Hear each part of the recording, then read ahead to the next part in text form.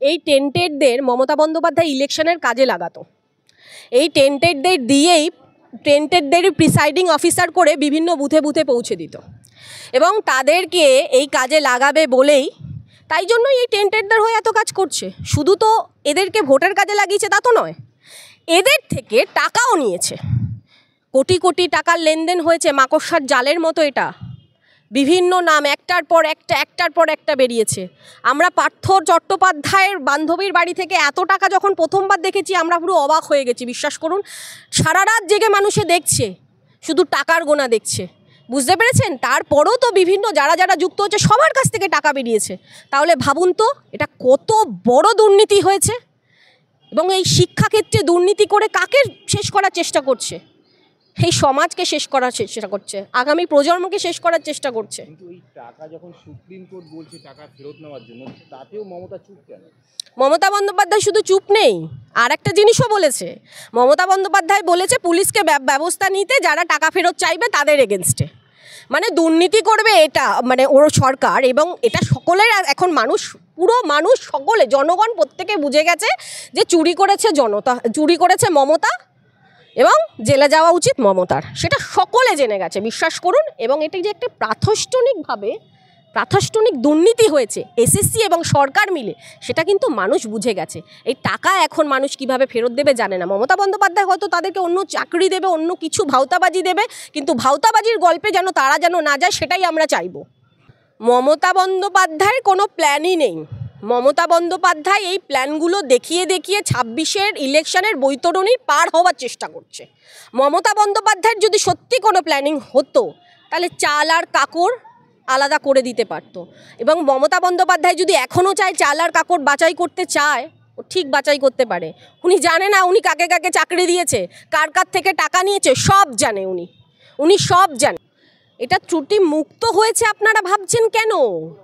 নতুনভাবে দুর্নীতি হবে, দুর্নীতির প্রসেসটা আলাদা হবে।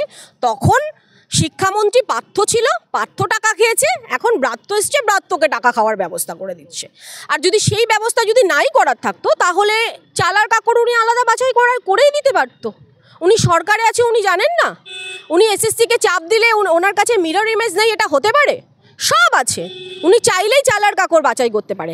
এবার ব্রাত্য তো নিজেই স্বীকার করে নিয়েছে যে আগেরগুলো দুর্নীতির সাথে হয়েছে, এবং কুণাল ঘোষও সেটা স্বীকার করেছে। একটি অন্য চ্যানেলে, আমি নাম নিচ্ছি না, সেখানে স্বীকার করেছে। কিন্তু বিষয়টা হচ্ছে এখনও যে ত্রুটি মুক্ত হয়েছে তার কিন্তু কোনো প্রমাণ নেই। কারণ এই যাদের চাকরি গেছে, প্রায় 5 লক্ষ মানুষ পরীক্ষা দিয়েছে, যাদের চাকরি গেছে, যারা যোগ্য, তারা সেই চাকরি ফেরত পাবে কিনা ঠিক নেই। এবং তাদের ফোন নাম্বার নিয়ে কোন নেতা ফোন করে তাকে বলবে কি না যে চাকরি দেব, টাকা দাও, তারপর আমরা চাকরির ব্যবস্থা করে দেব, তার কিন্তু কোনো গ্যারান্টি নেই, কোনো গ্যারান্টি নেই। এটাও যে ত্রুটি মুক্ত হবে একদম বিশ্বাস করবেন না। এবং কেউ যদি খালি যেই এসএসসি এর সাথে দুর্নীতির সাথে যুক্ত ছিল সেই এসএসসি পরীক্ষা নিয়েছে।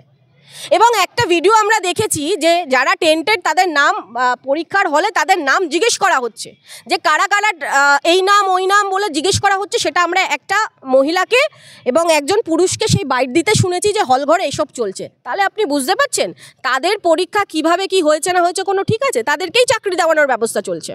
দুর্নীতি, বিভৎস দুর্নীতিটা, এটা প্রসেস আলাদাভাবে হয়তো দুর্নীতি হবে, যেরকমভাবে পার্থ করেছে সেম প্রসেসে হবে না, এটা ব্রাত্যর প্রসেসে হবে, কিন্তু দুর্নীতি হবে। এই পরীক্ষাটা হওয়াই উচিত ছিল না। আমি এই কারণে বলবো, কারণ যতক্ষণ না সম্পূর্ণ টেন্টেডদের লিস্ট ঘোষণা হচ্ছে ততক্ষণ কারোর পরীক্ষায় বসা উচিত ছিল না। এটা পুরো হরির লুটের বাতাসা হয়ে গেল।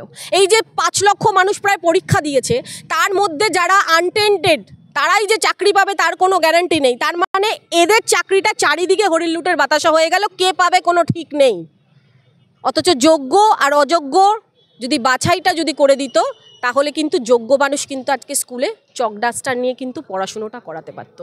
সুপ্রিম কোর্টের এরকম নির্দেশ দিতে হয়েছে কারণ একটা এডুকেশন সিস্টেম তো পুরোপুরি ভেঙে পড়তে পারে না, কারণ ডিসেম্বর অবধি চলবে, তারপর ছাত্রদের কি হবে? এমনিতেই স্কুলগুলোতে জানি আমরা কি অবস্থা, শিক্ষক নেই, কোনো কোনো সরকারি স্কুল আছে যেখানে ছাত্ররা অবধি নেই, এবং প্রায় 8,000 8,500 এমনি স্কুল বন্ধ হয়ে গেছে। এমনিও জানে কি অবস্থা, পুরোপুরি যাতে ভেঙে না যায় তাই হয়তো একটা প্রসেস করেছে, কিন্তু সম্পূর্ণ আনটেন্টেডদের লিস্ট আর এবং টেন্টেডদের লিস্ট কিন্তু ঘোষণা হয়নি। সুতরাং টেন্টেডদের লিস্ট যখন অসম্পূর্ণ ছিল, পরীক্ষাটাই হওয়া উচিত ছিল না, ওদের এখানেই অবজেকশন করা উচিত ছিল, এটা আমার মত।